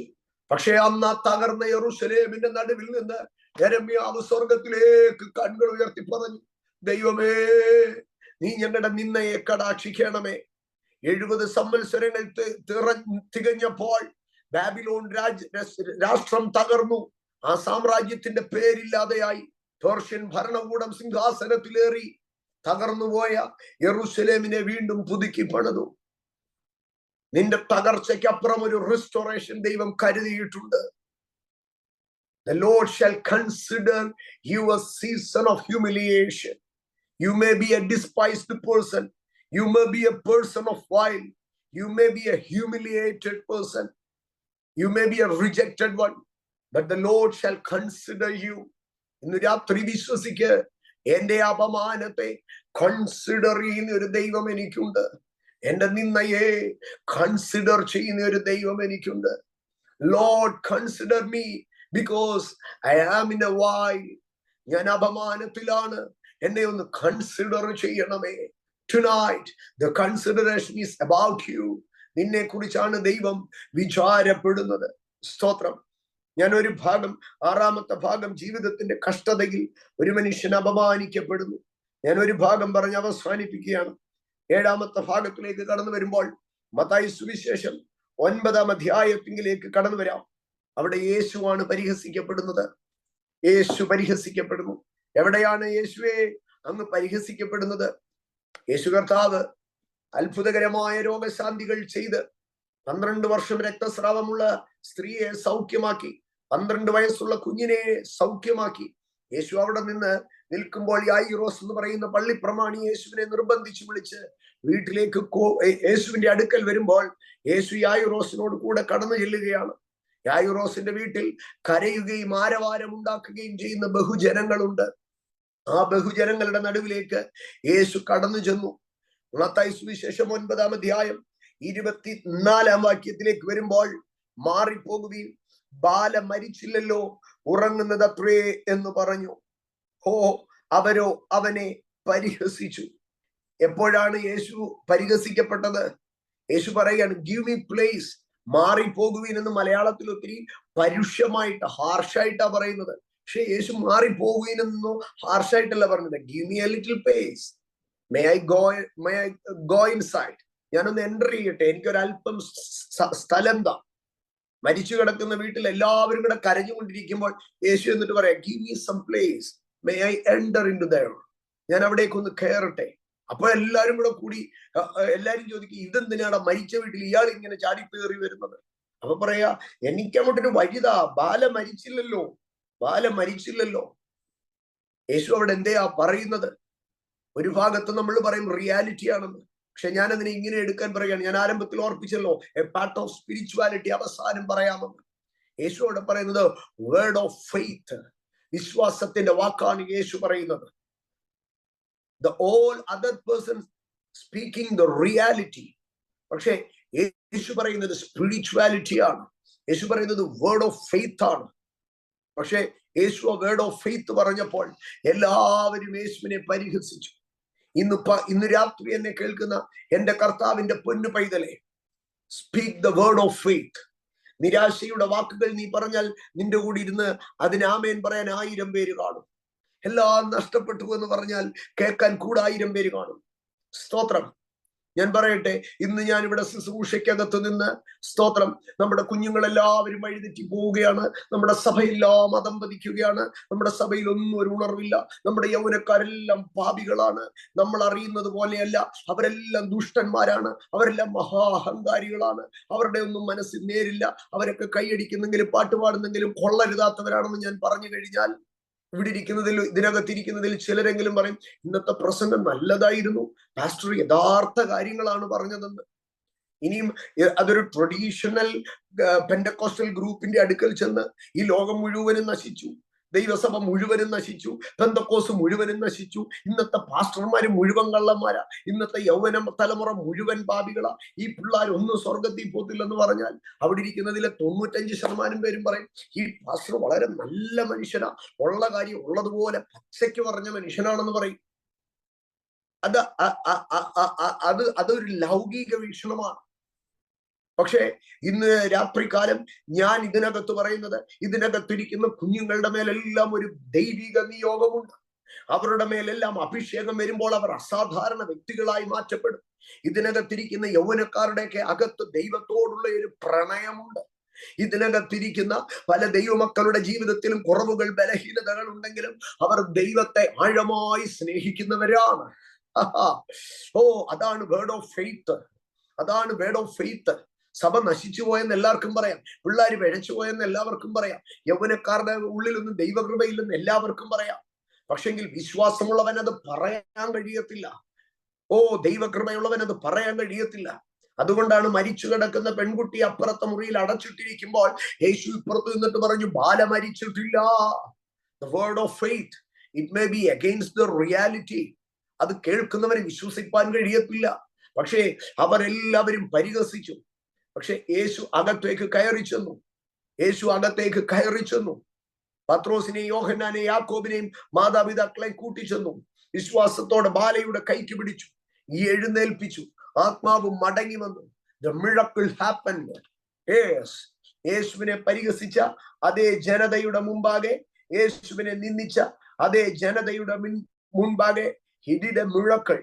ഇന്ന് രാത്രി എന്നെ കേൾക്കുന്ന ദൈവ പൈതലേ, the miracles will happen on the place which you were humiliated.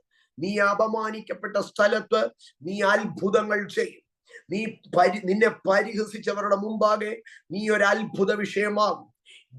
യായിറോസിന്റെ വീട്ടിൽ യേശു പരിഹസിക്കപ്പെട്ട ഇടത്ത് യേശു അത്ഭുതം ചെയ്തു. ഇന്ന് രാത്രി നീ വിശ്വസിച്ചാട്ട്, വിശ്വാസത്തിന്റെ വാക്കുകൾ നീ പറഞ്ഞാട്ട്, നീ വിശ്വാസത്തിൽ നിലനിൽക്കുമ്പോൾ, നീ വിശ്വാസത്തിന്റെ വാക്കുകൾ പറയുമ്പോൾ, നീ നിന്ദിക്കപ്പെട്ടേക്കാം, നീ അപഹസിക്കപ്പെട്ടേക്കാം. പക്ഷെ ഇന്ന് രാത്രി ഞാൻ പറയുന്നു, അതേ ഇടത്ത് നീ വിശ്വാസത്തിന്റെ വീര്യപ്രവർത്തികൾ ചെയ്യും. The first phase of faith is humiliation. But the next level of faith, the next phase of faith is miracle realm. ഇന്ന് രാത്രി വിശ്വസിക്ക. ഇന്ന് രാത്രി ദൈവത്തിന് സ്തോത്രം പറ. വിശ്വാസത്തിന്റെ ആദ്യ പകുതി, ആദ്യ ഭാഗം അത് അപമാനമാണെങ്കിൽ, വിശ്വാസത്തിന്റെ രണ്ടാം പകുതി അത് അത്ഭുതമായിരിക്കും. I believe in it. I declare it. ഇന്ന് രാത്രി എന്നെ കേൾക്കുന്ന ദൈവത്തിന്റെ ജനമേ, ഞാൻ നിങ്ങളോട് വിളിച്ചു പറയുന്നു, വിശ്വാസത്തിന്റെ ആദ്യ പകുതി അപമാനത്തിൻ്റെതാണെങ്കിൽ വിശ്വാസത്തിന്റെ രണ്ടാം പകുതി അത്ഭുതത്തിൻ്റെതാണ്. ഓ ലഗർബശ കർമ്മന സന്ധരാദി.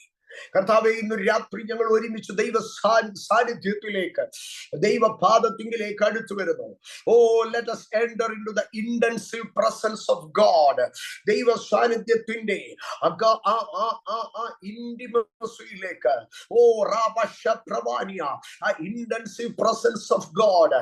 ദൈവമേ, കർത്താവേ, അതിതീവ്രമായ ദൈവ സാന്നിധ്യത്തിലേക്ക് കർത്താവ് ഇസ്രായേലിന്റെ 6,25 ലക്ഷം പുരുഷാരത്തിനും തൊടാൻ കഴിയാത്ത സീനായ് പർവ്വതത്തിലേക്ക് ആ മോശയെ കയറ്റിയതുപോലെ ഒരു ഇന്റൻസീവ് പ്രസൻസ് ഓഫ് ഗോഡിലേക്ക്, ഒരു അൺകോമൺ പ്രസൻസ് ഓഫ് ഗോഡിലേക്ക്, ഒരു പ്രസൻസിലേക്ക്, എന്റെ ദൈവമേ, ഇന്നലകളിൽ വെളിപ്പെട്ടിട്ടില്ലാത്ത ഒരു ദൈവ സാന്നിധ്യത്തിലേക്ക് ഞങ്ങളെ പ്രവേശിപ്പിക്കണമേ, ഞങ്ങളെ പ്രവേശിപ്പിക്കണമേ എന്ന് ഞങ്ങൾ പ്രാർത്ഥിക്കുന്നു. ഈ ജനത്തിനു വേണ്ടി ഞാൻ പ്രാർത്ഥിക്കുന്നു. ഈ ജനത്തിനു വേണ്ടി ഞാൻ പ്രാർത്ഥിക്കുന്നു. എവിടെയൊക്കെ അവർ നിന്ദിക്കപ്പെട്ടിട്ടുണ്ടെങ്കിൽ, it may be because of the spirituality, അവരുടെ വിശ്വാസം മുഖാന്തരമായിരിക്കാം, അവരുടെ ആരാധന മുഖാന്തരമായിരിക്കാം, കർത്താവെ, അവരുടെ വിശുദ്ധിക്കും വേർപാടിനും വേണ്ടിയുള്ള തീഷ്ണത മുഖാന്തരമായിരിക്കാം, അവരുടെ അഭിഷേകം മുഖാന്തരമായിരിക്കാം, അവർ പിടിക്കുന്ന ഉപദേശത്തിന്റെ വെളിപ്പാടിന്റെ ശ്രേഷ്ഠത മുഖാന്തരമായിരിക്കാം. എവിടെ അവർ നിന്ദിക്കപ്പെട്ടിട്ടുണ്ടെങ്കിലോ, കൺസിഡർ ദം ഓ ലോർഡ്, അവരെ ഓർക്കണമേ, അവരെ കടാക്ഷിക്കണമേ. ശത്രുത മുഖാന്തരം, വൈരാഗ്യം മുഖാന്തരം അപമാനിക്കപ്പെടുന്ന വ്യക്തികൾക്ക് വേണ്ടി ഞങ്ങൾ പ്രാർത്ഥിക്കുന്നു. എന്റെ ദൈവം അവരെ കടാക്ഷിക്കണമേ കർത്താവേ. സാറ അപമാനിക്കപ്പെട്ടതുപോലെ, ഓ അല്പന്റെ മുമ്പിൽ അപമാനിക്കപ്പെടുന്നവർക്ക് വേണ്ടി ദൈവം ന്യായം വിധിക്കണമെന്ന് ഞങ്ങൾ അങ്ങയോട് പ്രാർത്ഥിക്കുന്നു കർത്താവേ. നെഹമ്യാവിനെയും ഇസ്രായേലിനെയും അപമാനിച്ചതുപോലെ കഴിവില്ല, പ്രാപ്തിയില്ല, ബുദ്ധിയില്ലെന്ന് പറഞ്ഞ് എവിടെയൊക്കെ അങ്ങയുടെ പൊന്നുമക്കൾ പരിഹാസത്തിന്റെ, നിന്ദയുടെ വാക്കുകൾ കേൾക്കുന്നെങ്കിൽ, ഇന്ന് രാത്രി ഞാൻ ആ ജനത്തിനു വേണ്ടി പ്രാർത്ഥിക്കുന്നു. കൺസിഡർ ദം ഓ ലോർഡ്, അവരെ കടാക്ഷിക്കണമെന്ന് ഞാൻ പ്രാർത്ഥിക്കുന്നു കർത്താവേ. എവിടെയൊക്കെ കർത്താവേ, ഞെരുക്കങ്ങൾ മുഖാന്തരം അവർ പരിഹസിക്കപ്പെടുന്നെങ്കിലും അവർ മാനിക്കപ്പെടട്ടെ കർത്താവേ. ഓ പ്രവാചക എലീശയെ പരിഹസിച്ച ബാലിന്റെ ചെറുമക്കളെ പോലെ, ഓ ദൈവപ്രവർത്തികളെ കോട്ടിക്കളഞ്ഞുകൊണ്ട് നിന്റെ ദൈവം എവിടെയെന്ന് ചോദിക്കുന്നവരുടെ മുൻപാകെ, ഓ let the sovereignty of God, let the sovereignty of God, it should be manifested in our city, it should be manifested in our generation. ദൈവത്തിന്റെ sovereignty അത് ഞങ്ങളുടെ ദേശത്തിൽ ഞങ്ങളിൽ കൂടെ വെളിപ്പെടട്ടെ കർത്താവേ. കഷ്ടതയുടെ നടുവിൽ പരിഹസിക്കപ്പെടുന്നവരെ ദൈവം മാനിക്കണമേ എന്ന് പ്രാർത്ഥിക്കുന്നു. വിശ്വാസത്തിന് വേണ്ടി നിലനിൽക്കുന്നവരുടെ അപമാനത്തിന്റെ കാലങ്ങൾക്കപ്പുറം അത്ഭുതത്തിന്റെ കാലഘട്ടങ്ങൾ തുറക്കേണ്ടതിനായി പ്രാർത്ഥിക്കുന്നു. ഈ ജനത്തെ ഞാൻ ഹൃദയം തുറന്ന് അനുഗ്രഹിക്കുന്നു. അഭിഷേകനെയും കുടുംബത്തെയും ദൈവം സംരക്ഷിക്കണമേ. ജർമ്മനിയുടെ മണ്ണിൽ കർത്താവിന്റെ വലിയ വീര്യപ്രവർത്തികളെ ദൈവം ചെയ്യണമേ. അവിടെ ആയിരിക്കുന്ന എല്ലാ കർത്താവെ വൈദേശിക പരദേശികളായി പാർക്കുന്ന ഞങ്ങളുടെ കുടുംബങ്ങളെ ദൈവകരത്തിൽ വെച്ച് പ്രാർത്ഥിക്കുന്നു. Let them flourish there, nourish there. Oh, let them be the possessors and inheritors there, Lord. പ്രാർത്ഥിക്കുന്നു, അനുഗ്രഹിക്കുന്നു. സ്റ്റുഡൻസിനെ, വർക്ക് ചെയ്യുന്നവരെ, ഫാമിലിയായി നിൽക്കുന്നവരെ, ഓരോ വിഷയങ്ങളെ ദൈവകരത്തിൽ വെക്കുന്നു, അനുഗ്രഹിക്കുന്നു. യേശു ക്രിസ്തുവിൻ നാമത്തിൽ പിതാവേ. ആമേൻ, ആമേൻ, ആമേൻ, ആമേൻ.